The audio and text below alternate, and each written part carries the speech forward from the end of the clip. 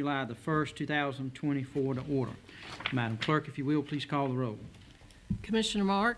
Yes. Commissioner Mitchell? Yes. Commissioner Smith? Yes. Commissioner Howard? Here. Commissioner Hunt? Here. Vice Chairman Booker? Here. Chairman Jones? Here. Ladies and gentlemen, I'm going to ask if you would to please let's stand together tonight as our county attorney, Mr. Eric Grady, will lead us in prayer. After the prayer, I ask you to remain standing for the Pledge of Allegiance to the American flag. Our Father and our God, ruler of all nations, recognizing that this is a day that thou hast made, we rejoice in the blessings it brings. We thank thee for giving us this great and good land for our heritage. Bless America and Craven County with noble industry and successful business, productive educational institutions, and kind and gentle manners. Spare us from violence, discord, and confusion.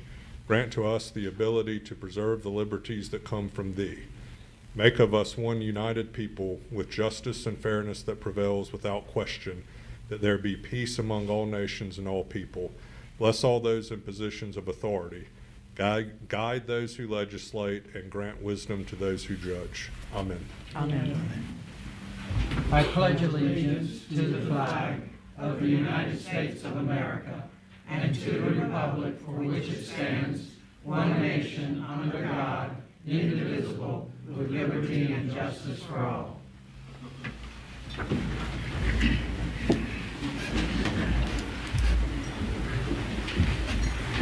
Ladies and gentlemen, we welcome each of you here tonight to the Board of Commissioners meeting, which is your meeting, and to those that may be viewing online, we also welcome you.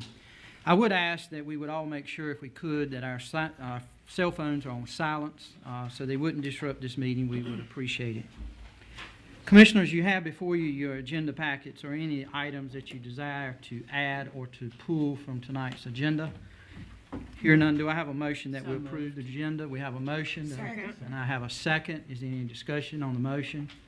Here none. All those in favor signify by saying aye. Aye. Opposed? Motion passed. Thank you. First item of business this evening is a public hearing on the Craven County's water system ordinance. And at this time, I'm going to ask if Mr. Dale Booth or Mr. Eric Grady, whichever one wants to come forth, if you will, and just make a few opening comments.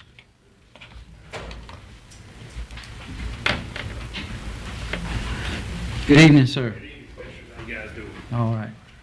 If you will, just give us a little bit of overview of what we're going to be hearing tonight, and that's all we got to do. So, just yeah, so introduction. with the water ordinance, we took a look, and the water ordinance has been out of date. It's been needing updating for years.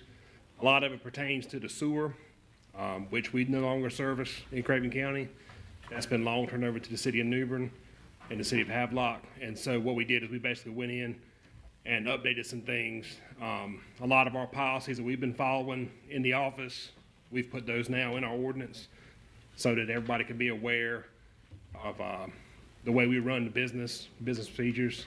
But there's no change in service. There's no increase in any rates right now or anything. This is just basically putting on paper the way we've been doing business with the water department for years, just updating things. Okay. Commissioners, you have any questions for Mr. Booth? I make a motion to approve. All right, we got a motion to go in public hearing. Do I have a second? Second. I have a motion and a second. Any discussion on the motion to open the public hearing? Hearing none, all those in favor signify by saying aye. Aye. Opposed? All right, thank you, Dale. Thank you. All right, Mr. Vice Chair. No one has signed up to speak either against or for the water ordinance. Okay. We do want to give the opportunity to any citizen that may have failed to sign up. Anyone here? All right, hearing no one, seeing no one, do I have a motion that we close the public hearing? So moved. Second. I have a motion and a second that we close the public hearing. Any discussion on the motion? Hearing none, all those in favor signify by saying aye. Aye. Opposed? All right, we're back to the board. All right, item 2 is a public hearing on the commercial gun range ordinance, and Ms. Chad Strong. Good evening, sir. We're going to listen to that, right? Thank you for having me here this evening. What I'd like to do is just go over some highlights of the ordinance before the public hearing, if you don't mind. Yes, sir. Got a little PowerPoint presentation here. Yes, sir. If you'll go to the next slide, Steve. So we just wanted to bring to attention that in order for us to create this proposed ordinance, staff performed extensive research into shooting range regulations across the state of North Carolina. Some counties that we looked at their regulations include Pitt, Jones, Wayne, Lincoln, Columbus, and Haywood counties. We also went through the process of purchasing an NRA range source book when looking at this proposed ordinance. And after the research, we chose to utilize a combination of existing ordinances from Pitt and Jones counties, as well as additional staff recommendations within the proposal.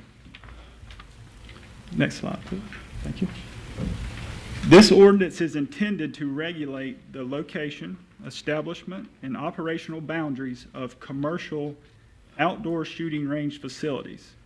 This ordinance does not apply to the general discharge of firearms on private property. Next slide. There's one bullet here that I've added that I wanted to bring to the intent of the ordinance is to only regulate new commercial outdoor ranges. Existing ranges are exempt from the standards of this ordinance only when existing ranges make substantial change in use, and we followed the general statutes what change of use is when it comes to, and an example would be is if you had an existing pistol range and you went to, say, a long rifle, an additional, that would be a change of use in under the general statutes. Then also existing ranges would have to comply with the standards if they were doing improvements more than 50% of the existing facility's value. And that is on an annual basis. So you can make up to 49% one year. Next year you can make another 49% increase in the value. Each range shall be designed to minimize off-site noise impacts generated by the activities that are conducted on the range. So now I would just want to highlight some of the development regulations that's in the proposed ordinance. So we are proposing a 200-foot setback that's from property lines and or existing right-of-ways. All shooting stations shall be located at least 1,320 feet from any existing structures occupied or intended to be occupied by humans, including but not limited to homes, schools, businesses, places of worship, and livestock and poultry facilities. We propose to include the requirement of a woven fence around the perimeter of the shooting range facility. That's a lot, the woven fence is what you see that NCDOT marks as the edge of their right-of-way. So it's not chain length, it's a more costly type fence. Less costly, sorry. Warning signs shall be posted every 100 feet along the perimeter of that fence. Development regulations continued. Shot containment. Ranges will be required to contain all the bullets, shot, and any other debris and keep it on that facility. The range, the county recommends and encourages all range facilities to adhere to the NRA shooting range source book standards. And a perimeter berm requirement was placed in the ordinance, and this was referenced from the NRA source book, Chapter 6, Section 405, which is pages 93 and 94, where it talks about up to, the recommendation is up to 20 feet high. It says 10 to 20 in height. The addition was what planning staff added was talking about the evergreen trees on top of that. That was just to hopefully reduce some of the noise that would be leaving the facility, and planted no more than 10 feet apart, just so as those grow that you can get some density and hopefully knock down some of the sound that's coming off of the ranges. Another aspect within the ordinance is the operational requirements. The hours of operation currently listed in the ordinance, a range may operate sunrise to sunset, Monday through Saturday, and on Sundays from 1 to 5 p.m. We require that the range facility provide proof of insurance up to $500,000 in liability insurance. And also firearms may only be discharged from a designated shooting station, shooting area. I know there was some discussions about law enforcement training, being able to move around the range. So we could potentially look at calling that a shooting station or area. So just to help clear up that. The next slide and final slide is just give some visual representation on what we're looking at as a site plan. And this is the best we can do since we really hadn't been in this business, but just giving some idea of what the site plan may look like. So the gray area, that's a representation of 1,320 feet from, you'll see a house, church, and then a livestock facility down by the legend there. And then you have a 20-foot setback where the range facility starts, where the green line is, and then that would be the perimeter berm, allowing access into the facility. Understand that as how it's presented, it's got to be a perimeter berm, but allowing access into the facility. And then your side and backstop interior berms, as you can see in the purple color there. The drawing in the bottom left-hand corner, that's taken directly from the NRA source book, where it talks about backstop heights and widths. So that's where we got the 20 and 20, 20 high, 20 wide. And then the smaller is the side of the range, especially like on a pistol range, having those down the side in between the stalls. But that's my brief overview of the ordinance. So if you got any questions, we can. All right, any questions for Mr. Strong? All right, hear none. Do I have a motion that we open the public hearing? So moved. I have a motion and a second. Any discussion on the motion? Hear none. All those in favor signify by saying aye. Aye. Opposed? Motion passed. Before I turn it over to the Vice Chair to go through the list of individuals who've signed up, again, we want to thank all of you for being here this evening, and it's our desire to hear from everyone that wants to speak. We do not have a time limit on public hearings. We do have a time limit for public comment. It's 3 minutes. Definitely, we're not here to restrict anybody. We want you to be able to say what you want to share with us as a Board of Commissioners. If I counted right, I think we have 13 citizens that have signed up. And again, thank you for signing up. But if you take 3 minutes, we're at 40 minutes. That's fine. We're not complaining. We'll stay here as long as we have to listen to your comments. Only thing I'd ask is that we just be respectful to realize that we want to hear from everybody. And but again, we'll stay here as long as we need to this evening to listen to you. All right. Commissioners, you have anything else before we turn it over to the Vice Chair? All right, hearing none, Vice Chair Booker. Okay, the first person to speak, Randy, I believe it's Sigworthy. I apologize if I mispronounced some names. That was close enough. Okay. Come on up to the podium and give your name and address if you would. Commissioners, my name's Randy Sigworth. I'm an employee at B&R Guns and Range on Lake Road in Havelock. The owner wanted me to come by and listen and see what was going on. It doesn't appear that we're going to be affected by the ordinance, that I can tell. That was my concern.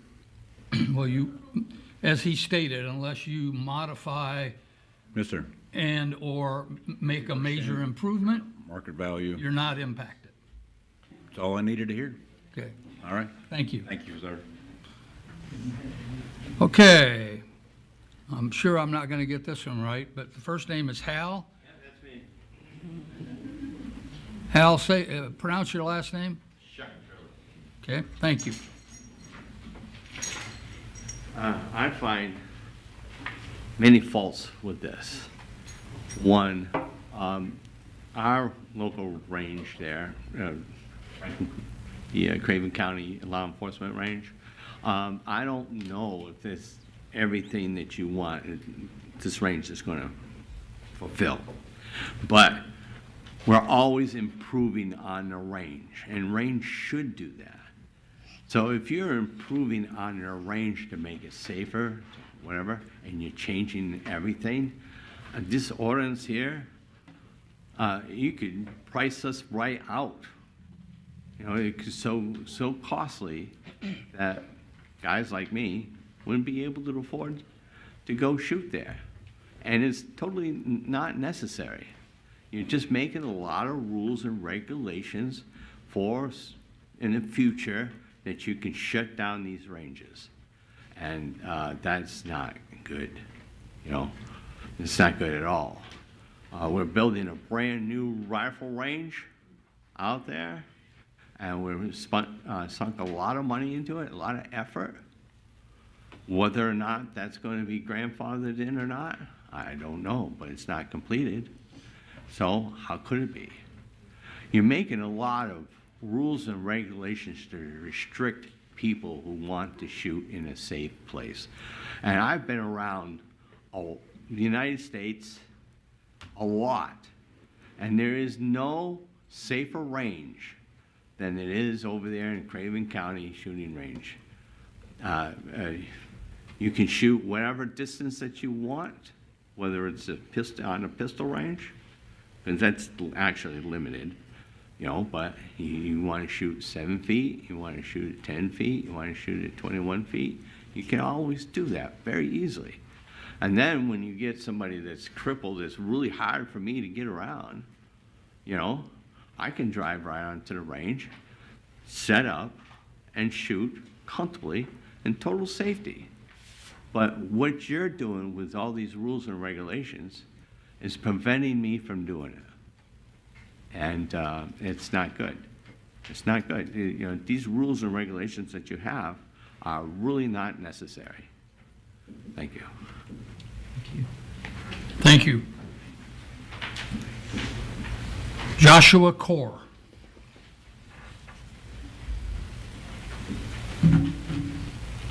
Good evening, Commissioners. So I tried to look through this ordinance. Your name and address, please. Joshua Core, 201 Shipman Road, Havelock, North Carolina. So I tried to look through this ordinance, and I tried to find what if I were sitting here, what would I be considering? And there's two, in my opinion, very glaring things that I would like this board to consider before you go passing everything. I understand the intent of this board, having heard what you said at your last meeting on the live stream. The intent of this board is the safety of people, and I understand that. But the two consistency items that I have seen in here is one, there is currently no zoning. See, I'm a commissioner in Havelock, and we have zoning ordinances, and so we can go in and we can, it says right here at the beginning, for location, establishment, and operational boundaries. That's the entire purpose of zoning. And so my question for the board would be, why are we considering what should be considered to be a zoning ordinance instead, if we don't actually have zoning? Like, I understand you have the statutory authority to do this. That's not the issue. The question is, holistically, is it consistent to take one specific issue, that of gun ranges, and lift it up to the level to create a separate ordinance for that? And I don't see that as consistent. If this board would like to create zoning ordinances, I think then this board should do so, and then we can have the public comment and discussion about whether or not we like or dislike zoning ordinances in a holistic fashion. But I feel like this is not consistent overall with the county laws. The second thing is the Section 2, Part D, where it says government facilities and activities. It is not the intent of this ordinance to regulate any government facility or activity. I, in my time as a commissioner, have fought every step of the way against the government having separate and not equal rights as the people. Why is it not okay for the people to do X, Y, Z? And I understand it doesn't apply to the existing non-conforming. That's not what I'm talking about. Why, when these new ranges want to come in, do they have to come up to the standard, but you're not going to require your sheriff's department to do it? That should be the number one thing. The government should be under the same authority and the same rights as the people. And I just don't see that as consistent. So before you go, and there's a lot of other things in here that I could point to, but these are the two overarching things that before you go voting on, I'd like you to consider. Thank you. Thank you. Bob Griffin.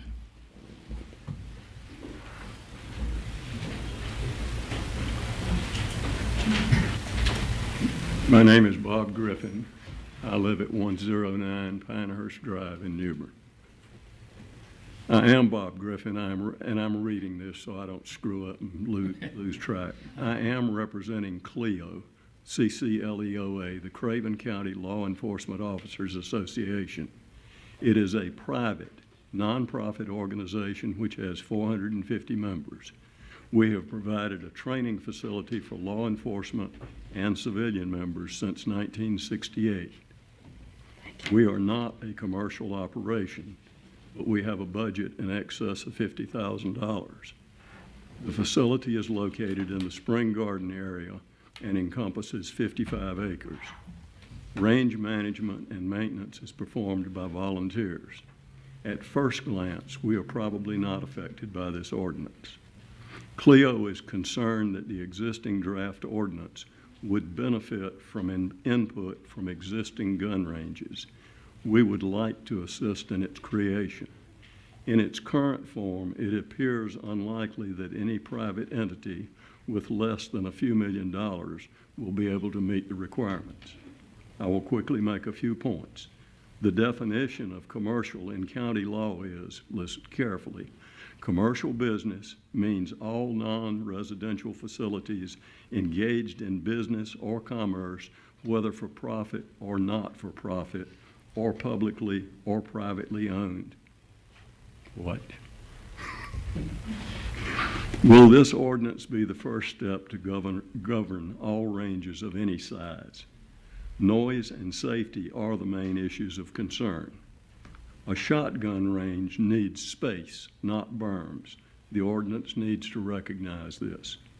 Small arms need impact control of rounds. Section 5, applicability, excludes governmental entities in the county from complying. If it is good for the citizens of this county, why would it not make sense for the county and local governments to meet the same requirements? Cost. Let's assume development of a new range on about 20 acres. Warning signs might be $25. A range perimeter of 4,000 lineal feet. One sign every 100 feet is 40 signs, so we just spent $800. Big deal. Chain link fencing at $15 a foot will run another $60,000. The perimeter berm, 20 feet wide by 20 feet high, which we have a impact berm and other berms at our range. We have a berm that is 25 feet high, 200 feet long, and it has taken us 6 years to construct it. But if you want to build one, it'll be $35,000 per 100 feet, i.e. $1.4 million. Berms would also be needed between individual shooting areas. In addition to not shooting the public, we don't want to shoot each other. I have fired on military ranges which do not meet this requirement. The requirement for a perimeter berm sort of begs the question, why do I need a chain link fence if I have a physical barrier around the range? The requirement for a surveyed site plan when Google Earth or Craven County GIS maps is available assumes that you're building $1 million facility. If you're mom and pop, it's a significant cost to have it surveyed. Good range practice involves removing lead from handgun and long gun impact areas on a regular basis. Impact areas are fine sand which is replaced as needed. Remediation for shotgun lead is a lime application. The surety bond requirement needs justification. I'm not sure where the $50,000 came from, but that is. 500,000, I believe. The one I read, whatever. Does the county plan to make annual inspections of ranges? Miscellaneous. Will all existing ranges in Craven County be grandfathered? Would the construction of a new club building be part of substantial improvement? Would the purchase of additional property to ensure separation from the public be a double whammy to where you're trying to do better, but all of a sudden you're covered by the range, by the regulation? The ordinance would be better served if it used performance requirements as opposed to detailing range design features from the past. Obviously, safety and noise reduction are goals to coexist with the public. Thank you for your concern. Thank you for your comments. Bill Streblow.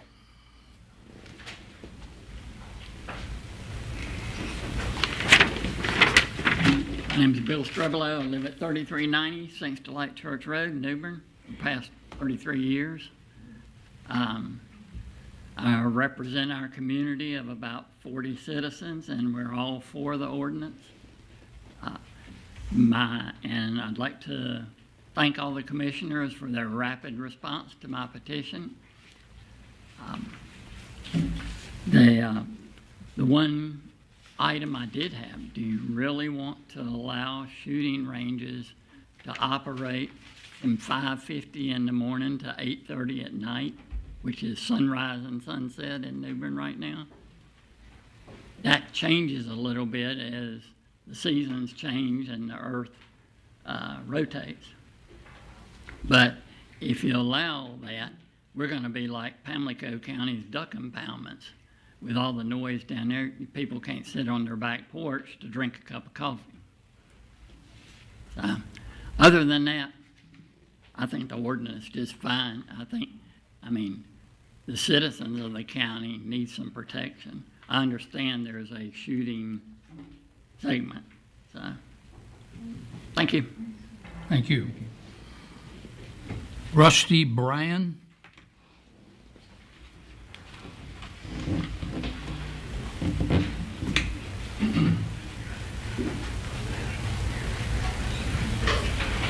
Hello, my name is Rusty Bryan. I live in the Adams Creek community. We have a shooting range. We've been in the Your address, Mr. Bryan? 255 Golden Creek Road, Havelock. Thank you. We have been in the hunting and shooting business since 1985. In that time, we have never had an accident or a near accident. I'm not opposed to your ordinance. There are a few things in it that just make it impossible for anybody to establish a new range. I mean, most of it is not going to affect us, and we've already done most of it. But the two things that I'm looking at, it looks like your ordinance is going to apply equally whether you put your range in the middle of a cleared farm field or in the center of 100 acres of woodland with swamps all around it. And for those two different things, you need different berms, different types of berms. And everything is not going to work for one cookie cutter set of regulations. Ours is surrounded by about 80-foot, 90-foot tall pines. The reason the timber's never been cut there is because we wanted to dissipate the noise. And if a stray bullet comes out, it can't get through them. There's too many of them, too thick. And you don't need the same regulations for that you do for the one that's out in the field. A perimeter berm in some places is not practical. Most people can't afford it. Just to build some small berms for impact berms, we were quoted $250,000. We went and bought a 690 John Deere, built them ourselves, and sold it when we got through. And that was a heck of a lot cheaper. But this one cookie cutter thing will not apply. And I'm just curious as to who is going to administer this, if they're going to have a knowledge of it, of what they're doing. And if it's not somebody that has been in this business, they won't know what they're doing. We've been to a lot of NRA range development programs. We visited ranges all over the U.S. before we did all of this. We try to provide a nice family place, people to shoot, and so far it's worked well for us. On your hours, I think one thing that you have left out, at our range, we have law enforcement units that come out. They're required to shoot after dark in order to meet their requirements. So there needs to be some exceptions for that too.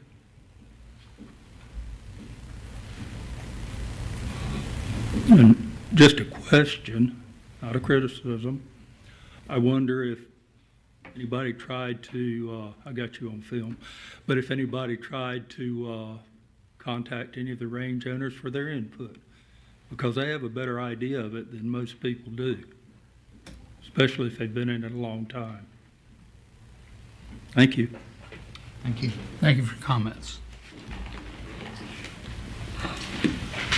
Darren Fuller?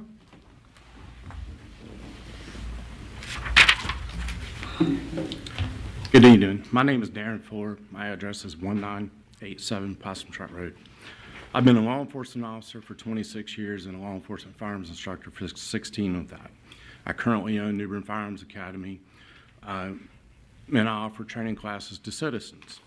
Tonight I want to speak on some concerns with the proposed shooting range ordinance, although I have some concerns with Section 6, particularly the unrealistic berm requirements. I've never been to a range that has a surrounded by a berm 20 feet tall in all my years of instructions. I want to focus on Section 7 and how it limits our citizens from receiving valuable training to protect our citizens. Section 7A limits the hours of operation of sunrise to sunset Monday through Saturday. This takes away the ability to perform any nighttime training. Research has shown most serious violent crimes occur during nighttime hours. Citizens should be afforded the opportunity to train with firearms during nighttime hours in order to become proficient in the event they encounter deadly force situation at night. Most of our students are hardworking citizens and residents of Craven County that work during the week, as do I. I host most of my classes on Saturdays and Sundays. This proposed ordinance only allows shooting at new ranges on Sundays from 1 to 5 p.m.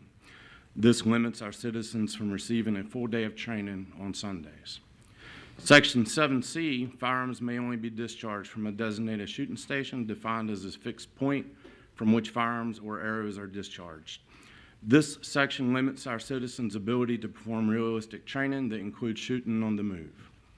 There's two case logs that address training liability and the use of deadly force for law enforcement: Pow Pow versus City of Margate and Zucro versus Denver. They state law enforcement must conduct firearms training that reflects the environment officers are likely to face, to include moving targets, moving officers, low light conditions, and decision making. And even though there's an exception for law enforcement within this ordinance, I would contend the same requirements are necessary for armed citizens in order to be most prepared for a deadly force encounter. I ask that you reconsider rewriting this ordinance to allow for realistic training that includes nighttime hours, Sunday hours, and no fixed shooting stations, so that the citizens of Craven County can be prepared to defend themselves if the need arises. Thank you for your time. Thank you.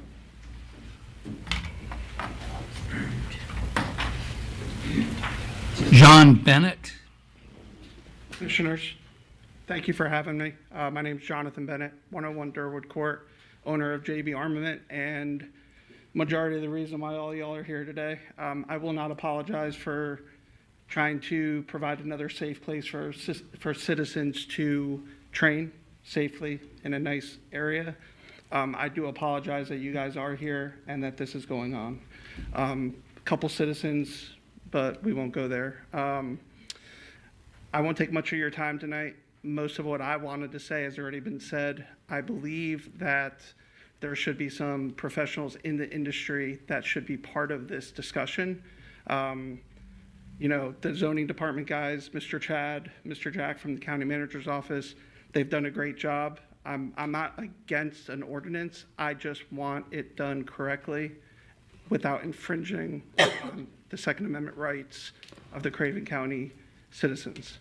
So I would just urge you, before you make any decisions tonight or anytime in the near future, to please contact some of the guys from the Craven County Sheriff's Department range, BNR, Sure Shot, some of the gentlemen that have been in the business longer than I've been alive, to maybe put some insight on this ordinance to help make it better for the Craven County citizens, rather than just put a blanket ordinance out that infringes on individual Second Amendment rights.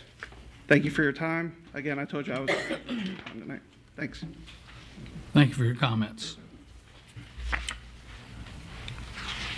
Emmanuel Ruiz. Commissioners, my name is Emmanuel Ruiz. I live at 723 Lake Tyler Drive here in the beautiful city of New Bern. I additionally serve as treasurer of the Craven Hispanic Alliance and the National Communications Director of Alianza Nacional y Republicana de Hispanos. As the sole speaker thus far of a person of color, I wanted to give a angle that may be unique to you guys as a person of color and how that would affect our black and brown communities. I live in District 3 for you commissioners. That is our most diverse ethnically precinct and district. It is my belief that the ordinance that's currently being considered will disproportionately hurt African Americans and Latino citizens in this community. How so? First of all, it will make it harder for us to get the training we need. You've heard from multiple other speakers today about the limitation that this ordinance provides on night training, times of training, and types of training being provided. Not only do normal citizens have this, but people of color especially need these type of trainings, since we are statistically more likely to be victims of a violent crime and are more likely to be in need of such a weapon and training to be able to use it properly. Secondly, it makes it harder for black and brown entrepreneurs to enter into the market by opening their own gun ranges and other sort of targeted businesses in this market. By adding these new restrictions and limitations, some of which many people have seen as uncommon for our area and more generally uncommon, it adds additional burdens on us and our community to be able to join the Craven County community and be able to be competitive in this economy. Lastly, it makes it harder for us to protect ourselves in a proper and legal means. Let me harp on this just a little bit longer. As we know, concealed carry classes give people valuable information on when and how to use a weapon properly. I myself just recently went through such a class down in Florida with a few classmates of mine at my university. I had no clue how all the regulations that came from the state and all the rest, how you should use a weapon, when you can do this and when you can't do that. Classes like these are often offered at ranges, and many citizens would have better access to them if we're able to have more ranges and more accessibility to them. This ordinance would limit that and would limit the opportunity for us to learn how to properly use force in a way that won't get the people who need to be defended end up being at the wrong end of a prosecution. Additionally, this will again hurt low-income and black and brown citizens of our community. I'll close with one quick story. When I was first getting into politics in my early teens, I went to a rally down in Virginia where I was growing up. At that event, there was a large group of heavily armed black and brown men and women parading down the street in a military parade. I had never seen something like this and went up to ask them, why on earth are you guys carrying around all this stuff, wearing a beret, doing all this? What's this all about? And their leader went up to me and said this: an armed minority is a minority that's harder to hurt. For the black and brown community, having that resource and being able to be trained in it in a proper and legal fashion will allow us to be better integrated into this community that we so dearly love. District 3 is the heart of this community. It's the heart of Craven County. It includes so many of the businesses you see just outside these windows. It's also our most ethnically diverse. So I ask you today to vote against this ordinance, to scrap it, maybe bring us something new, or even just put it on the back burner for now, and allow black and brown communities to be able to integrate fully by voting against this. Thank you very much. Thank you for your comments. Chris Roseblossom?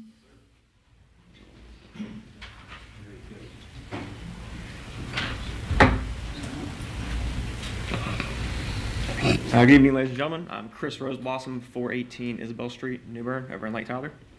Not gonna lie, I'm just a citizen who likes to shoot.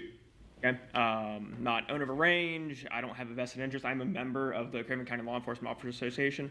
However, I don't have any vested interest in that. I just really enjoy shooting.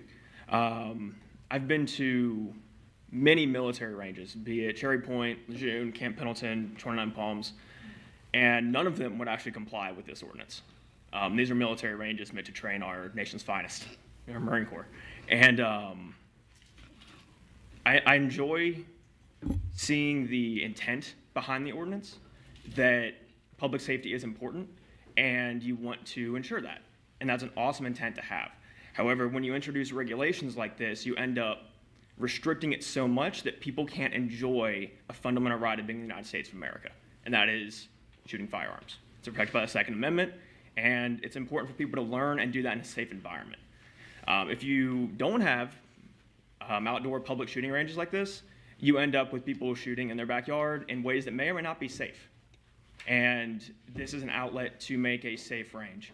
As someone mentioned earlier, having a kind of goals-based ordinance is probably better than putting in all these hard restrictions, because not every case for a range is going to be covered by these restrictions.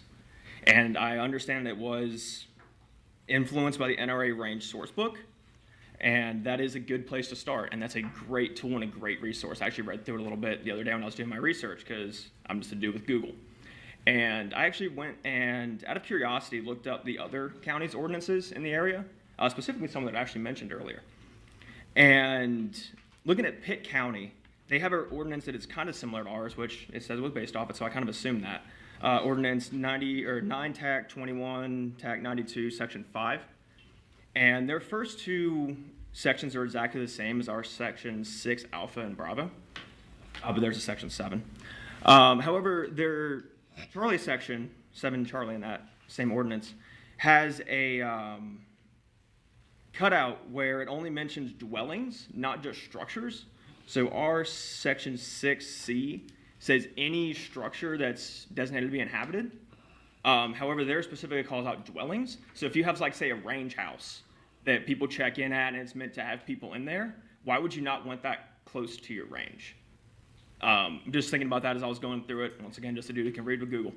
And also I looked up Haywood County, and there is, 161.07 Delta has a 1,000 feet restriction from any existing building.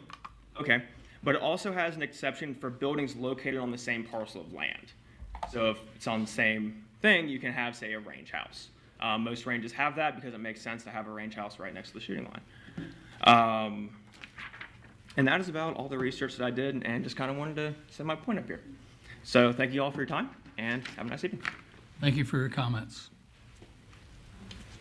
Lacey Arthur.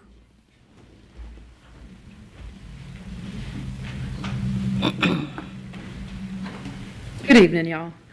I'm Lacey Arthur. I live at 201 Cameron Shores Drive in New Bern in the Bryces Creek area. I am the owner and chief instructor at Up the Creek Arms LLC. I started my business in 2017 to meet the demands of our citizens. I'm building a range for the same purpose. I bought my land in 2019 and I started researching then. And with a bachelor's in biology, I like research. So I'm going to have a hard time keeping this to 3 minutes. But if y'all want any more of my research, I will happily turn it over. Going back to federal, which supersedes county and state, I'll be referencing things from the 1994 federal law dealing with FFLs conducting business in their locations. North Carolina General Statute 14-409.40 is dealing with zoning regulations. North Carolina General Statute 14-409.46 is specifically dealing with gun ranges and a grandfather clause. Also dealing with federal court ruling Ezel versus City of Chicago in congruence with Action Target. What Action Target did is they jumped on the bandwagon with Miss Ezel against the City of Chicago for gun ranges, and they did even more research than I did because they had more time and money on their hands. But they actually put out an article called "The Zoning Requirements for a Gun Range Explained," and that was put out on August 25th, 2021 in response to this ruling. Other court cases that will supersede anything else is Drummond versus Robinson Township. It puts no limits on the types of weapons used at a shooting range for significant, substantial, or important governmental interest. I say that because ever since started my research and my reputation got out, which I've worked very hard to establish over the last 7 years. I have been approached. I didn't have to seek out many of them, but via proxy, and have been negotiations with several law enforcement, military, and DoD contracts. For the first phase of my construction, which already has full permitting at state and federal levels, and I've got approvals for everything if y'all would like to see that. Not just for the structure, but for environmental purposes. But once those are set in, I've got that for phase 1. For phase 2 is dealing with most of my larger contracts that are in negotiations. The state and federal permitting agencies that I've already been approved by, they don't have the permits, but they know that it's in the plans and they've already soft approved them, so to speak, if that makes sense. Going through this, so that's what I'm referencing, okay? But going through this, if we go down to section 2 of the proposed ordinance, and don't get me wrong, I'm not against the ordinance. I do think that common sense factors should be set into place because I am a mama, so I understand proximity to the babies. I'm a coach in the community. I have been for 17 years. So residential, I understand. Church, I understand. I'm a choir director. Okay, so anything near churches I have issues with as well if it's too close or unsafe. Also livestock, I'm fine with that because I'm married into a farm family. Okay. So skipping down to section 2, intent, letter D. Let's skip to that one. Some of this, y'all did a good job presenting for me. I appreciate it. Okay, so some of the counties that were mentioned in the presentation were slightly jerry-picked. A lot of them actually have an additional clause that this does not represent, and that is written variance of adjoining property owners. So if that goes outside of the set ordinance, those with adjoining properties can give permission, grant legal permission to override in many of those counties even that are outside. And if you'll notice, Jones County does not have a public range, not officially on the books. So I'm not sure if that one was valid. I'm sorry, what county? Jones. Jones? Mm-hmm.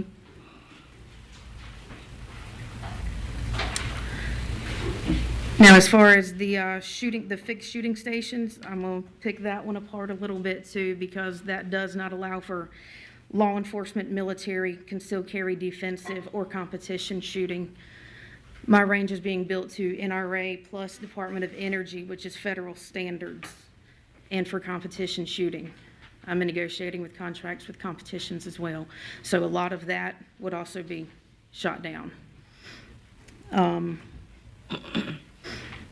So that's dealing with movable barricades, and that references in the NRA source range book at page 137. The fencing, if I were to fence in my property and put in a 20 by 20 berm, it would cost me right at $2.5 million, and that a lot of those requests are outside the Department of Environmental Quality Standards, which is dictated by state and federal permits. So the 200-foot setback and the 20 by 20 with the vegetation on top is completely lacking in the considerations that are for those required permits to even move the land. But I can provide sources on that as well. Substantial change. Let's talk about that one for a second. In my phase 1, I'm helping the community. I have a following of well over 3,000 in this community. People that I've had the pleasure and blessing of training myself. And they're my people. Okay, I run into them in public. They know to ask permission to hug me. They don't just run and grab me. That would be really weird. Some of them still do. But they have asked me from day one when I would start to build a range for them, a place that they could call home and where they could have all the access to me and my guys. When I say my guys, I have range safety officers and other instructors. They are not paid employees. They are family. They don't work for me, they work with me. So the community that we serve, they've gotten very close with our guys and our family. So phase 1 is for the community. Phase 2 is where I'm negotiating contracts. My phase 2 will be a 1,000-yard rifle range. I've got the DOD already asking me for it. It would be a shame to deny them because I can't afford it, a place to train more economically, whereas they're having to send their folks off to Virginia. I've been in communications with the biggest range owners all over this country on the best ways and best practices on how to do this. And a lot of our local folks, even at the federal level, do not have adequate training places to go. And I'm simply just trying to do that. If this is put into place for these standards, I will not be able to afford to do that for them. I don't know about y'all, but other than an armed citizenry, I like people who are protecting me to be very well trained to do so.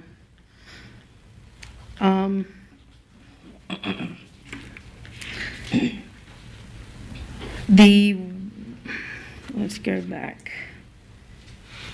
Pitt and Lincoln counties definitely allow for the written variances. I know those two do. I would urge you not to just go through the NRA range source book, but also the Department of Energy range design criteria. That's what our military bases are based off of. And it's a pretty good criteria as well. It's about 60 pages worth of reading, but it's good and educational. In none of my research am I seeing this 200-foot setback as a recommendation from the property line. The Department of Environmental Quality, for their environmental purposes, they require a 50-foot buffer from the perimeter. That's for environmental purposes.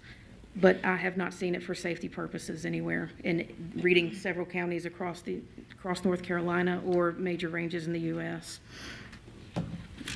The same with the 20 by 20.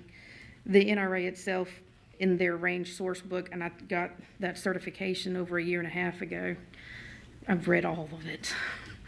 They require that the rise to run is a 1 to 1.5, so that's above that 20 by 20, but they do not recommend a perimeter berm at all. They say that should be sufficient. They do, for caliber and distance purposes, have recommendations. They also have overhead hanging baffle designs, which are highly recommended for long rifle ranges. My engineer is currently in design of ours.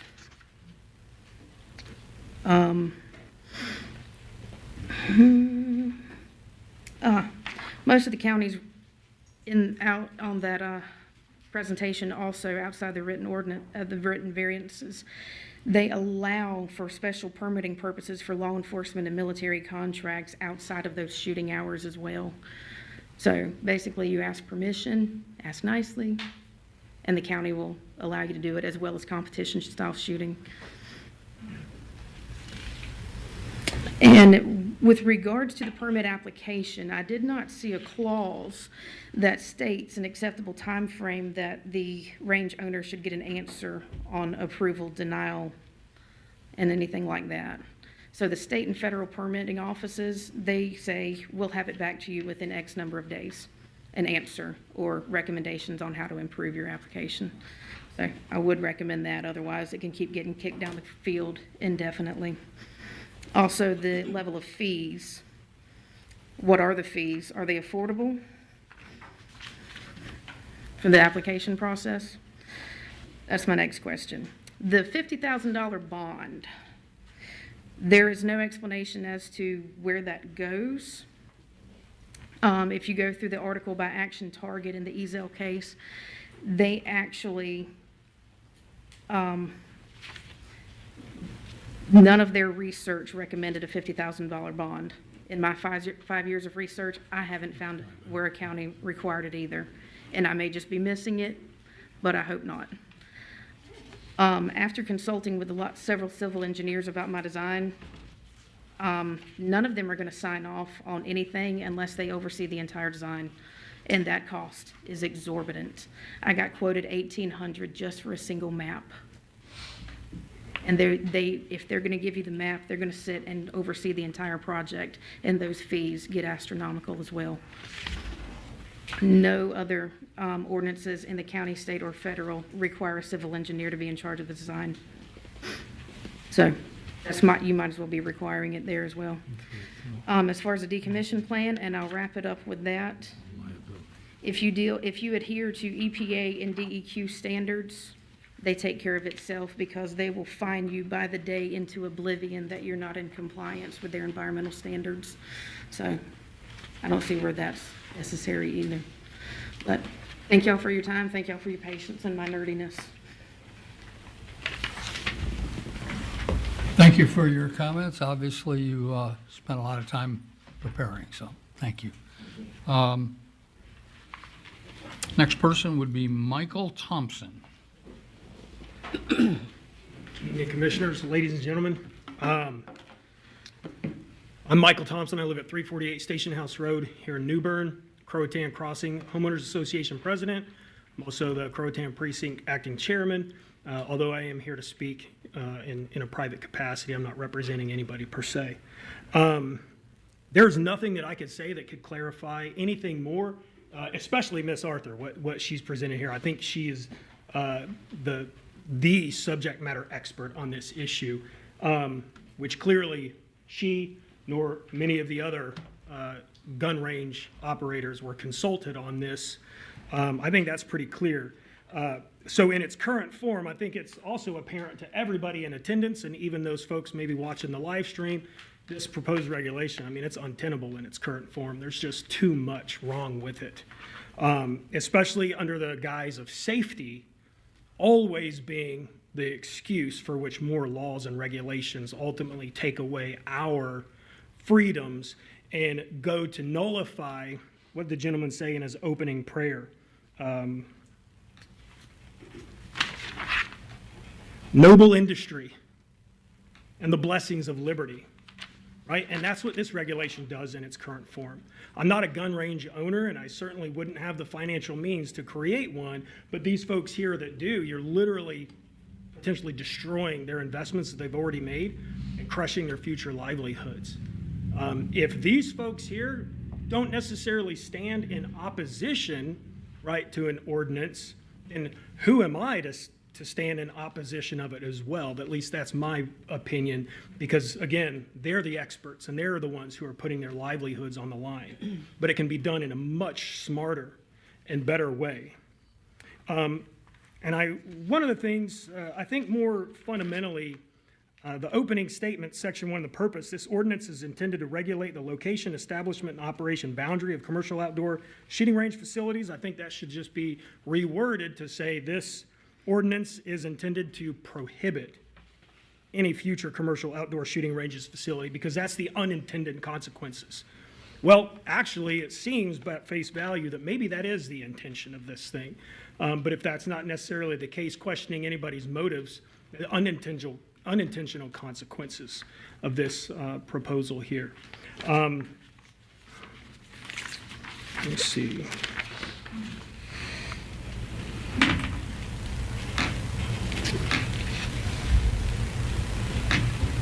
Yeah.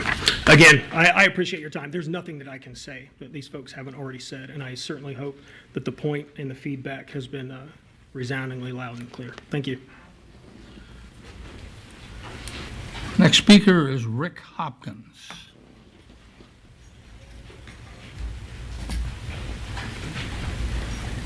Good evening, Commissioners. I'm Rick Hopkins. I'm 3827 Canterbury Road, Trent Woods, North Carolina. I have a couple of questions tonight that I haven't heard asked yet. Number one is, why are we here? What events have triggered this? What accidents? What inappropriate actions to call such attention to this? Why? Why are we here? I've lived here 71 years. I can't remember one gun range incident in any of the news or anything else ever occurring. So it makes me wonder just why we are here. Section 1 says the purpose is for noise impacts and safety concerns. Well, since I'm not aware of any safety concerns, I do know that there are safety requirements, and all the gun ranges I have been to that have their personnel in place, the masters at the ranges that are conducting the activities there are strictly following all gun safety rules. And if anybody is not following the rules, they ask them to leave the premises. They don't allow them there. So I don't think it's really a safety concern. Noise impacts. Is that what really started this? Somebody doesn't like the sound of a gun range?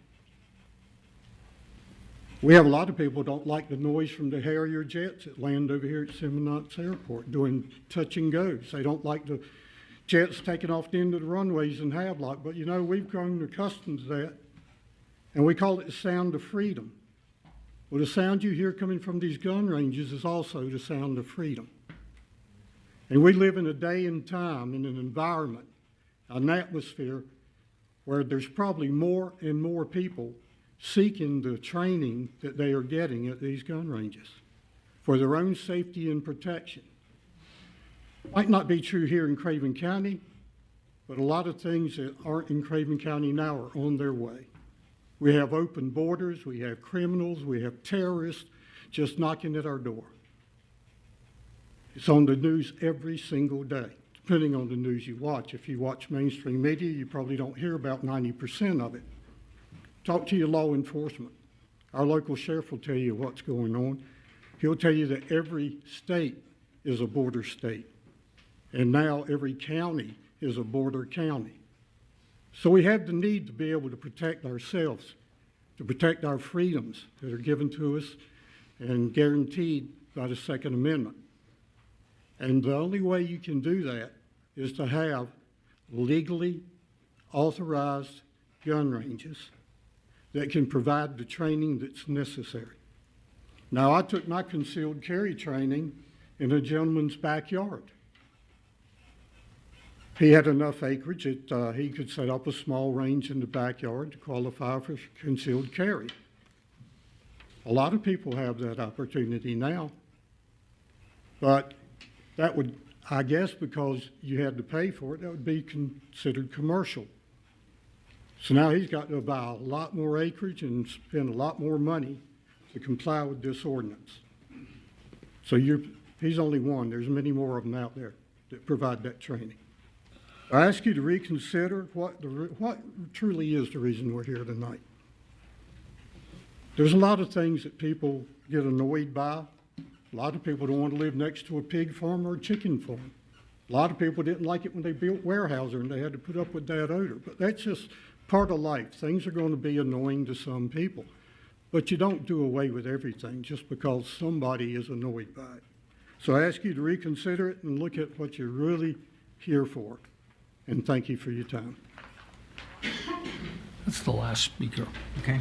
Mr. Chairman, due to the complexity of this situation, I would like to make a motion that we table the ordinance and ask the county manager to get with the commissioners and come up with a date that we can set that work session for. Second. Okay, you have a motion and a second to take no action on the commercial gun range ordinance and to allow staff to opportunity to get with commissioners to arrange a time. Correct. And I have a second. Any discussion on the motion? Commissioner Howard.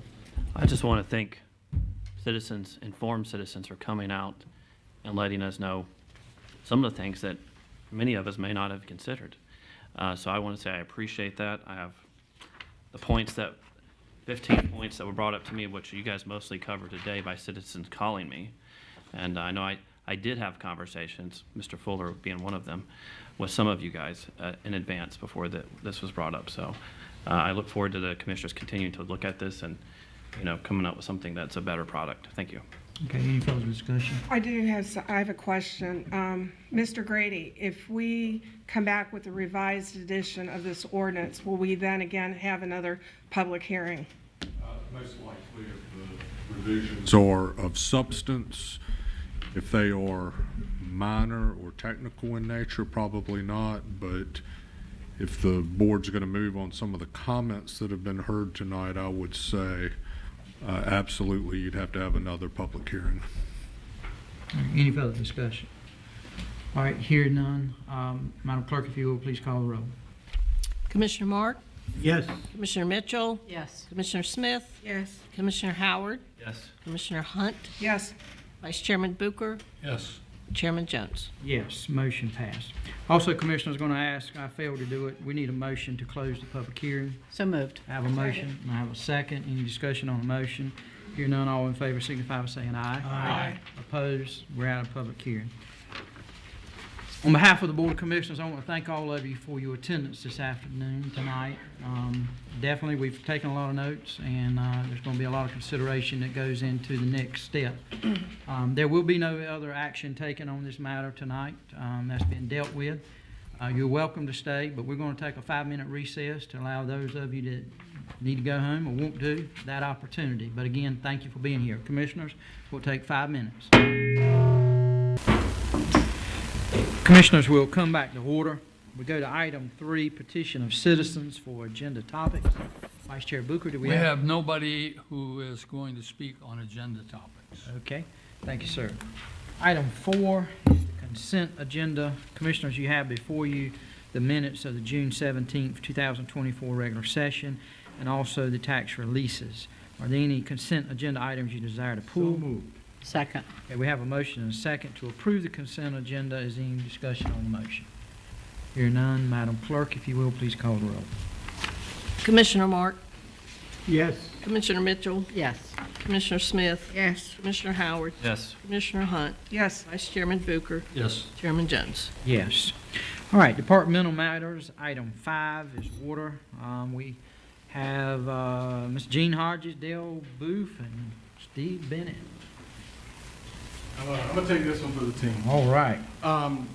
So since 2022, Craven County has been working with the engineering firm McKim & Creed and several contractors to install a fiber optic network and telemetry system at all of the water system assets.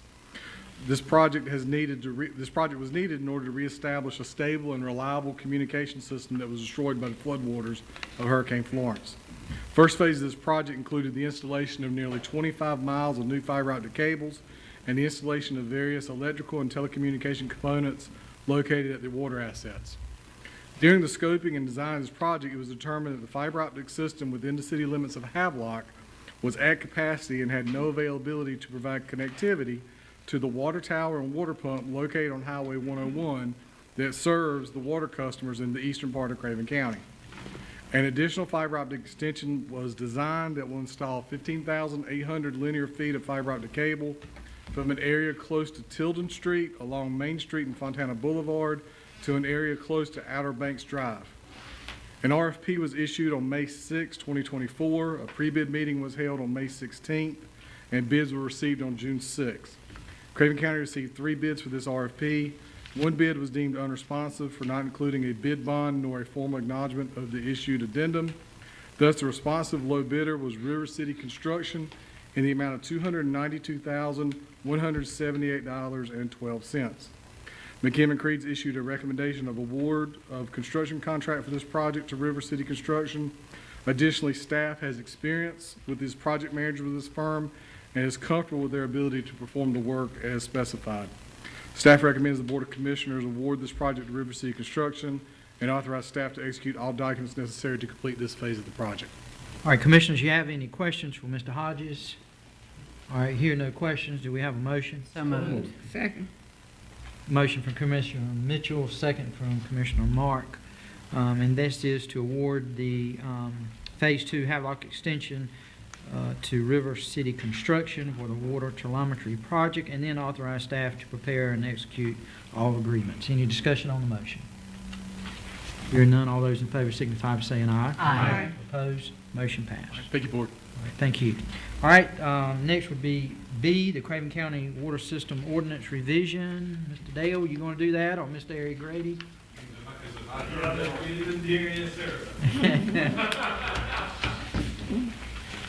You did good just earlier, Dale, catching you off. I will speak fluently like You done good, buddy. It's a tough act to follow, Commissioners. Good evening. Before you to consider this evening is the rewrite of the county's water service ordinance. And as we discussed at the last meeting, the primary purpose of the ordinance is, one, to eliminate all the provisions dealing with sewer service. The county has not been in that business for 20 some odd years, so those provisions are completely unnecessary. The second thing we were attempting to do is basically modernize the ordinance and put into the ordinance the way the county currently operates the water system and how it interacts with its customers. A lot of those terms were not in there, and they really need to be. Perhaps the most important takeaway for the citizens is there are no changes that will impact the day-to-day operation of the water system and how the water system and the county interact with their citizens, billing, service-wise, repair requests, anything like that. So it should be a non-event to the citizens. So. All right, Commissioners, do you have any questions for Mr. Grady? No, sir, I move that we approve the proposed ordinance. All right, we have a motion and a second to adopt the revised water system ordinance. Any discussion on the motion? Here none, Madam Clerk, I am going to ask for a roll call vote, please. Sure. Commissioner Mark? Yes. Commissioner Mitchell? Yes. Commissioner Smith? Yes. Commissioner Howard? Yes. Commissioner Hunt? Yes. Vice Chairman Booker? Yes. Chairman Jones? Yes. Thank you. Thank you, sir. Appreciate your work in it.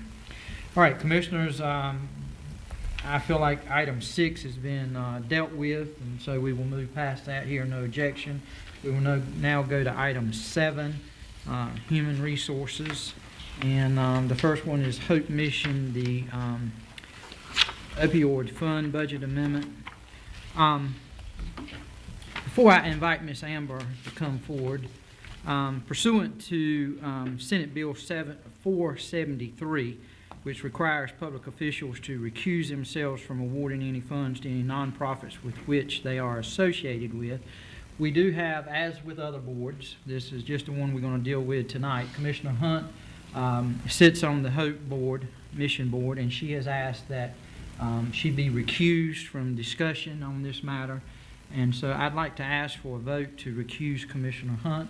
So moved. Okay, we take a motion from Commissioner Smith, a second from Commissioner Mark. Is any discussion? All those in favor of recusing Commissioner Hunt signify by saying aye. Aye. Opposed? All right, Commissioner Hunt, let the record show that he's going to leave the room.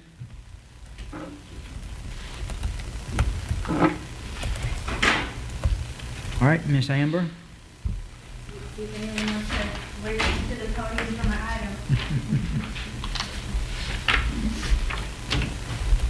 Good evening. Good evening, Chairman, Commissioners.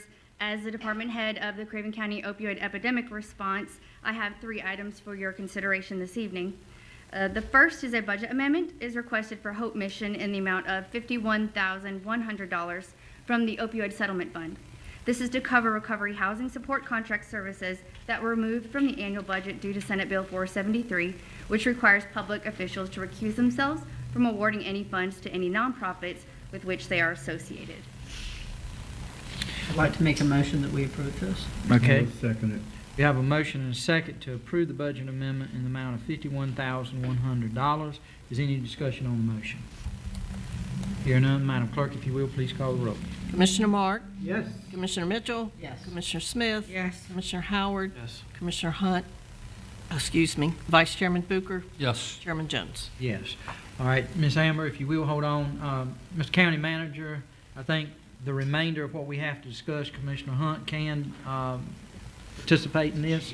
All right, if somebody, Dale, do you mind, or Major, just inviting her back in?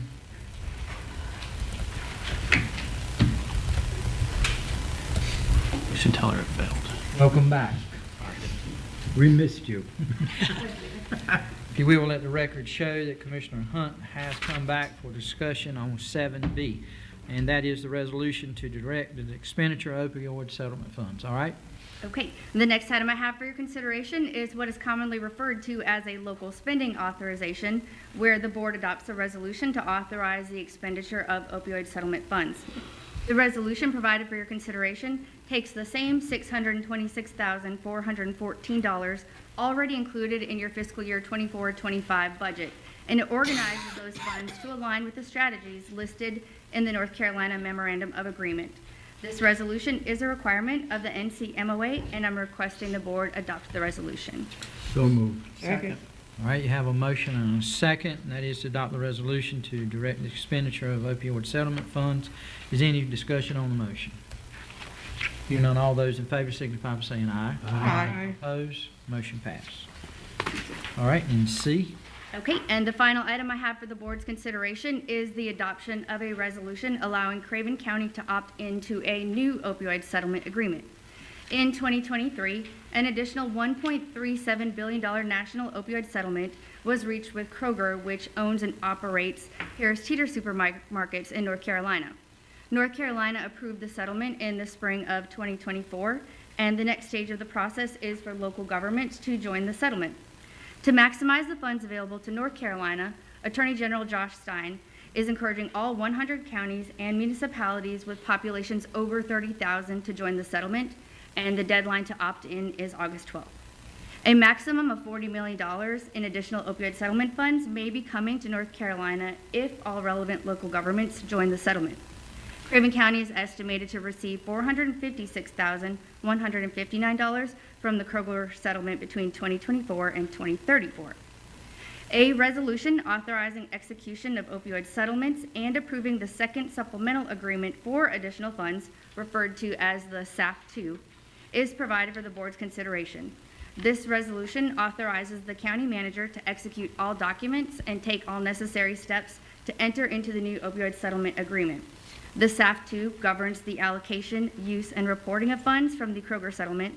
These funds will be subject to the requirements of the Memorandum of Agreement between the state of North Carolina and local governments on proceeds relating to the settlement of opioid litigation, the same as all of the other previous settlement agreements. Okay, Commissioners, what's your desire? So moved. Second. Okay, we have a motion and a second to adopt the resolution authorizing the execution of all documents necessary. Is there any further discussion on the motion? Hearing none, I am going to ask for a roll call on this one just because of the money amount that we're dealing with. Commissioner Mark? Yes. Commissioner Mitchell? Yes. Commissioner Smith? Yes. Commissioner Howard? Yes. Commissioner Hunt? Yes. Vice Chairman Booker? Yes. Chairman Jones? Yes. Thank you, Ms. Amber. Appreciate it. Item 8, Commissioners, is appointments. You have before you pending, current, and upcoming. Are there any nominations for any pending appointments? All right, hearing none, we will now move to current. The first one is the Emergency Medical Service Advisory Council. You have Tim Brasmore III, who represents Coastal Medical Transport, who is eligible for reappointment. I recommend that we reappoint him. Okay, we have the nomination of Mr. Brasmore. Are there additional nominations? Hearing none, we will set by acclamation. Next is the Fire Tax Commissioners Board. This is from Township 6. I think Commissioner Howard would be your area there. Okay, you have Angela, how you pronounce that last name, do you know?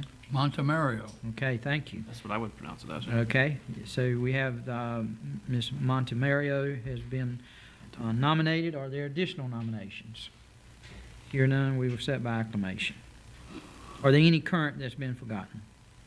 All right, Commissioners, you see before you the upcoming appointments. Please take note of those.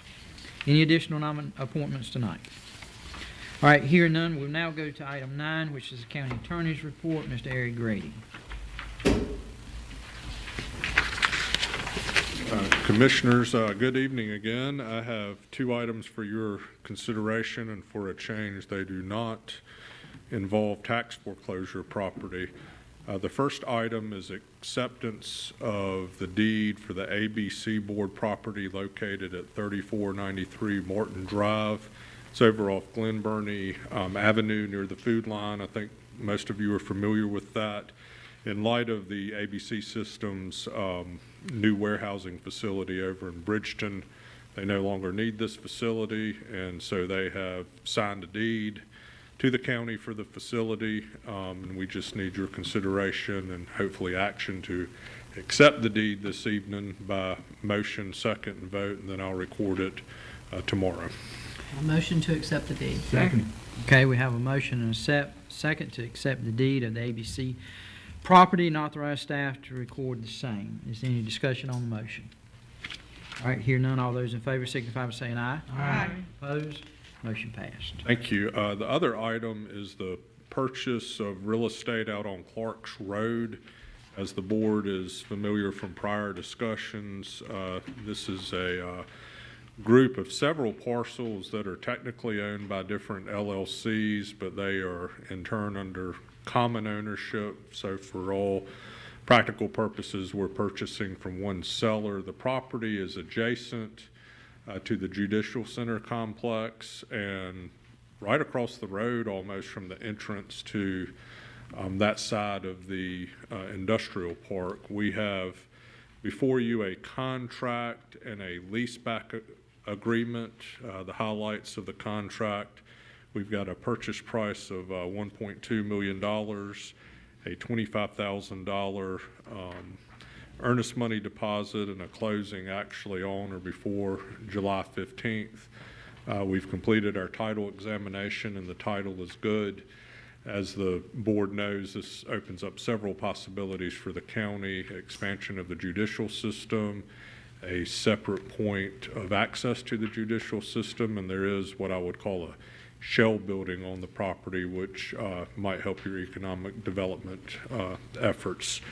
Part of the negotiation is a leaseback agreement with the seller. The seller needs time to relocate its business operations to Johnston County, I believe. It is for a maximum of 60 days. It will be through a formal lease, so we'll have all the usual protections afforded landlords, and they are paying $5,000 a month in rent for that. So I would appreciate the board considering approving this evening, but I'm also glad to entertain any questions you may have. Any questions? So moved. Second. All right, we have a motion and a second to ratify the purchase contract and leaseback agreement and authorize staff to take all necessary action to close on the purchase. Is there any discussion on the motion? I just want to, for those that are listening, to make sure you understood, county attorney's already said it, but several reasons why the Board of Commissioners won't feel the need to invest in this property again is future expansions. We hope that we don't have to do it, but that the sheriff will tell anybody that the jail is full. And so to expand on that side, we're going to have some additional properties. And also there is one way in, one way out currently to the Judicial Center, and we view that as a safety concern. It's not only going to allow us insistence in that, but it is economic development for the rest of the park. So hopefully we'll be able to sell some of it and get some of those funds back to the citizens. So anything else as far as discussion? All right, hearing none, we have a motion and a second. Madam Clerk, I'm going to ask you to call the roll. Mark? Yes. Commissioner Mitchell? Yes. Commissioner Smith? Yes. Commissioner Howard? Yes. Commissioner Hunt? Yes. Vice Chairman Booker? Yes. Chairman Jones? Yes. That concludes my report, Mr. Chairman. Thank you. Thank you, sir. Appreciate it. All right, item 10 is petition of citizens for general topics. Mr. Vice Chair, do we have? Jack? No, we got petition of citizens. Okay. Do we have anybody? Just one. Okay. Yes, we do. I'm sorry. We doing two or three things? We do have. We have our old friend, Mr. Ray Griffin. Bless your heart. Just something I wanted to bring. Ray Griffin, Vanceboro, North Carolina, 1901 Streetsbury Road. Something I wish I had more time, but I wanted to bring up the Ten Commandments. We are looking and thank the Lord. Y'all weren't here. None of y'all were here when we put the Ten Commandments up outside. But the same law still presides today that it can't be done. Louisiana now has made a mandate to put the Ten Commandments to be displayed in every public school in the classroom of the state. As Christians, we see the need for the Ten Commandments because they are rules from God on how to live. The new law describes them as foundational to state and nation governments. We need to realize the importance of returning a moral code to our classrooms. Don't we want our best for our teenagers? We see what's going on in the world today. We have a generation that is of lost. Teenagers often, their behavior is challenging, and their behavior gets out of hand, and they seem troubled and rude and aggressive toward their parents, teachers, and other adult members of the family. I know we've all seen that. Sometimes typical teenagers may develop into behavior that has a serious cause to be concerned. And I think we see that because I think they're saying today the number one killer of children and teenagers is suicide. We need the Ten Commandments in public schools, private schools, and many other places. This may be the first major step in the revival of religion, which is desperately needed in our county and our country. But we do know it's law now. It can be done if we put them with historical facts, just like we did right out here, 15 years ago. I know none of you guys weren't here, but this room was packed with people coming in, and we had just a good night. But the Ten Commandments are important for teenagers because they can help them to learn how to live with others and to serve God. The Ten Commandments are laws that God revealed to people, and following them can help our teenagers to open up to the things of the world that are bad for them. They also can help them to develop good habits and virtues. And we are looking at a world today where we are having, my God, it's disgusting. Our schools, some of the things they're teaching, and I don't mind saying it, they can put the rainbow flag in, they can do all these, but they don't want to put the American flag in. They don't want to put the Ten Commandments in. So what are we looking at? Somewhere along the line, we've got to draw a line. And it can be done. It can be done if you were willing to do it and would sit down president, it can be done. There's no law says it can't be, and it's constitutional. It's right here. We got them here. We got them in the Sheriff County Courthouse. It can all just done in historical pretext. The Ten Commandments teaches people to be honest, teaches to honor our parents, be good neighbors, protect life, and trust others. The Ten Commandments are important today as they were thousands of years ago. How many remember they were in the schoolhouse for a number of years up until the 60s? And all of a sudden they were wrong. They were bad. But thank God we got a governor in Louisiana now that's wanting to put them back in the classroom and sitting a presidents. I see now where even some Christian schools and colleges want to get back to more Christian literature because they see how our generation is coming up. This can provide a code of conduct that helps people intertwine with each other in a protective way, and they intend for them to have a better life. And even the Bible says when we have leaders of religious intent and authority, the nation rejoices. But when we have people in authority that do not know God, we mourn. And what is happening today? We need to fly the flag upside down because we are in total disarray. Thank you. But God is still in control. Thank you, sir. Amen. Appreciate your comments. Work on this that. morning. All right, item 11, we had County Manager's Report. Mr. Vite.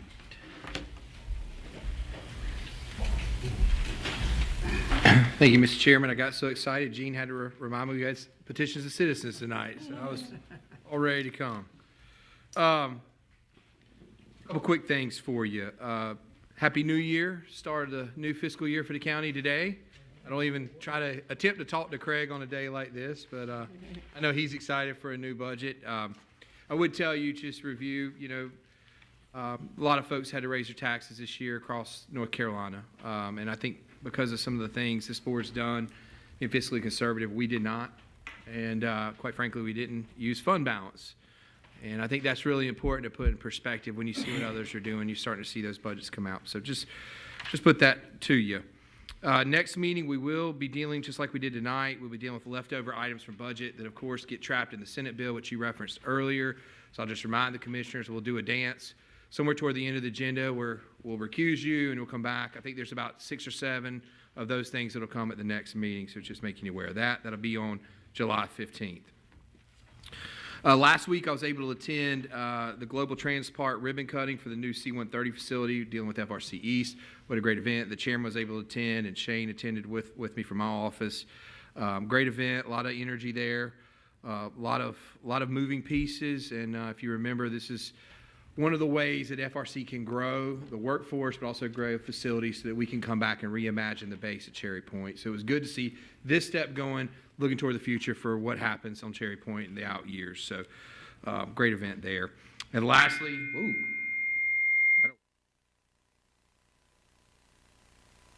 Good. All right, lastly, just remind the board and the citizens that we will be closed on Thursday, July 4th for the Independence Day holiday, and Friday, July 5th as our floating holiday related to Independence Day. So we won't be here. If you need us, just give us a call. That's all I have, Mr. Chairman, unless you have things for me. Any questions for the county manager? All right. Well, Thank you, sir. All right. Item 12, Commissioner's report. Commissioner Mark, we'll start with you. Yeah, I would like to make a motion that Wilfred Shagnon, who is our ABC store manager, make up a letter of appreciation and dedication for your service and growth of the ABC stores this past 9 years of your chairmanship. The commissioners and the people of Craven County thank you for your leadership. You're looking for a letter or a resolution? I think a letter, right? Yeah. Just ask. The only one quick correction, 11 years. No, 9 years as a manager. Oh, 9 years as a manager. Oh, okay. But he was on the board for a while. Yeah, right. Yeah, no, I second that. Okay, we have a motion and a second to recognize Mr. Winford Shagnon. Thank you. All right, we have a motion and a second. Is there any discussion on the motion? All those in favor signify by saying aye. Aye. Opposed, motion passed. All right, anything else, Commissioner Mark? No, that's it. All right, Commissioner Hunt. Ooh, I get to go next? I do have a couple of things I'd like to mention. I attended the second CAMA Land Use Plan event a couple weeks ago, and it was great to have so many residents show up and contribute to the future of Craven County. So I wanted to thank all those residents that took time out of their busy schedule to be part of our future. So that was great. I attended the ribbon cutting for the expansion of the regional airport. It's beautiful, and I suggest if you haven't been to see it, you should book a flight and check it out. Last Friday was an event in Morehead City sponsored by Hope Recovery Mission. What they are going to do every Friday this summer, the recovery peer support specialists will be down at Atlantic Beach so that anyone considering recovery won't have to go and find resources. They will be there and ready to help any individual. This is a new initiative to reach people with addictions. They're going to go where people are. They might not be able to find their way into an office to ask for help. And so they're going to do that every Friday. And they also reach out, if anyone didn't know, they do come to Craven County with their peer support specialists and work in Craven County as well. So I just am proud of that organization and happy to share that with you. I attended the Trent River Raft Race. It was a lot of fun. Now, I'm not going to make a motion tonight, but I do want to put something on everybody's mind to consider, that maybe this Board of Commissioners compete in the race next year. Just think about it. I'm not going to make a motion tonight. I just want everybody to think about it, okay? And we'll revisit that at a later time. And finally, I'd like to wish everyone a fun, happy, healthy, safe 4th of July celebration on the greatest nation on the earth. Amen. Thank you. Commissioner Smith. I have nothing. All right, thank you. Commissioner Howard. No to that. Well, not only is 4th of July coming up, but also on July 3rd is my wife's birthday, so I'd like to wish her, I don't know, point of personal privilege. Happy birthday, dear. That's it. All right. Commissioner Mitchell. I'd just like to wish our citizens a safe and happy 4th. Thank you, ma'am. Vice Chair Booker. Yeah, just one thing. I'm sure you're all aware that we have a new charter school that will be opening next month, believe it or not, in James City, near Taberna. They're predicting to have, saying they're going to have 400 students. County manager and I and who else, Jack? Wasn't that called? Sheriff Hughes. Sheriff Hughes, yeah, of course. Sheriff Hughes took a phone call from the leadership of that event, or that entity. I think they're in Raleigh, if I'm not mistaken. They called us to ask for an SRO. Since it is a public school, we really are pretty much obligated, I think, to provide that. there's a lot that has to happen before that can all take place. So, Mr. County Manager, if you would, let's put that on the agenda for the 15th so we can discuss it and talk about anything we need to discuss to prepare for that. That's about it. Well, we can talk about it on the 15th. Anything else? All right, thank you, sir. Commissioners, I usually don't have anything tonight. I would like to bring one item before you. Commissioner Hunt, Commissioner Mitchell, and myself serve on the Regional Library Board for Craven and Pamlico counties. We discussed this at our last meeting that we had about the opportunity for a grant writer. This grant writer, there is a need for it not only in the library system, but also we feel like maybe here in county government. And tonight I'd like to ask if the board would consider, is not allocating money tonight, but it would be asking you to consider a position with the library system to be shared with them and county government for a grant writer. Again, don't know exactly how much we're looking at. It's a part-time job. We have an idea of no more than 30,000, but I hate to put that into to say that's exactly what it's going to cost, but that's the thought process. We feel like this individual would bring dividends many times back to the county, not only for the library system, but also for county government. And tonight, I would like to ask if this board would entertain to approve this part-time position, to ask staff to begin discussions with Craven Pamlico Regional Library System to have this position. So moved. Okay, we have a motion from Commissioner Smith, a second from Commissioner Mitchell. Is there any discussion on the motion? Commissioner Howell. I just had a question. Yep. You were discussing with me, you said it'd be 70% pie, 30% county and library. Yes, so County Manager, you want to talk a little bit about it? Yeah, so Pike came to us in need of a partner, and what they need is a part-time sort of, I would call it a program manager for all the things that they do with the money that they have related to supporting education and teachers. The other 30% deals with grant writing services that they need to fill, and the library has a big need there. I think there's opportunities that they can take advantage of that probably aren't being taken advantage of now. And what we do here at the county level, I mean, we're always looking for opportunities for help ourselves. We have people who manage grants, but they're not on the writing side. That's a special skill set. So we look forward to some portion of that being county, some portion of that being libraries, and then the other part being there. So our 30% would be for that portion of the person that's doing the grant writing. So there would be a county employee? It would not be a county employee. They would be a regional library employee. Regional library employee, but 70% of their job would be dealing with pie and education. 70% of the funding for the position would come to them for that purpose. So they'd still perform that mission which they've been doing in the past. Correct. But they'd have the added duty of the library and It's the way the position's always been structured. It would just be with a different partner. Okay, different partner. It would be with the library system. Okay, just want to clarify. Good point. Any further questions, discussion on the motion? All right, staff, you feel good with the motion? Yes, sir. Okay, Madam Clerk, I'm going to ask you to call the roll on it, please. Okay. Commissioner Mitchell? Yes. Commissioner Smith? Yes. Commissioner Howard? Yes. Commissioner Hunt? Yes. Vice Chairman Booker? Yes. Chairman Jones? Yes. Thank you. All right, Commissioners, do you have anything else to bring before the board this evening? Staff, you have anything? No, sir. All right, I think we've had a good meeting tonight. We've heard a lot of good comments from our citizens, and we again appreciate everyone that participated. And I'm definitely going to take those into consideration here in the next weeks to come. All right, hearing nothing else to bring before the Board of Commissioners, do I have a motion? We adjourn. So moved. Second. I have a motion and a second. All those in favor signify by saying aye. Aye. Opposed? We stand adjourned.